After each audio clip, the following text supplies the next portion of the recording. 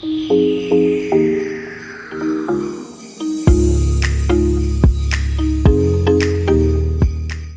dan, ja sam Luka, ovo je moj kolega Ivan i danas sa nama u gostima je Nadina Biljanović iz Jiu-Jitsu kluba Black Belt. Dobrodošla. Hvala. Evo, za početak htio bih da nam se predstaviš ukratko. Pa evo, ja sam Nadina, studentica sam na KIF-u, trenutno 3. godine. Treniram dakle judo i jiu-jitsu, natječem se već dugo. Treniram sad, to će biti 20 godina. Da, dosta. Dosta si rano krenula. Dosta. Natječem se trenutno više u jiu-jitsu jer tamo bolje prolazim. I osvojila sam u zadnje sad 2 godine, 2 bronce na svjetskom prvenstvu i 1 na europskom. I ove godine nisam osvojila ništa. Nisi osvojila ništa zbog situacije. Da. I kako je to sve krenulo sa judom i jiu-jitsom?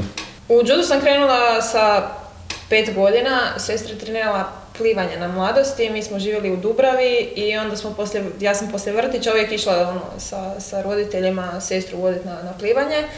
I onda smo tako u parkiću se igrali i onda ja sam vidjela judo dvoranu, moji nisu ni znali što je judo u to vrijeme. I ušla sam unutra i zaljubila sam se odmah, stvarno onako, jedno od možda prvih sjećanja u životu, kako sam ja tamo sjedila i gledala tu djecu kako treniraju. I moji me nisu htjeli upisati kao mala si, balava si i nemaš pojma. Plus cura sam, judo je, ajmo reći, muški sport, pogotovo u to vrijeme. I tako sam ja sjedila 1-2 mjeseca i gledala i onda su skužili da neću se više ići igrati u parkić, nego da hoću na judo i upisali su me. I onda sam ostala na mladosti, sve do negdje 8. razreda, trenirala sam, natjecala se, išlo to meni super. U 8. razredu sam prešla u drugi klub, onda sam tamo i dalje isto, ne znam šta sam bila tad već kadet, šta sam bila to, ne znam, mlada sam bila.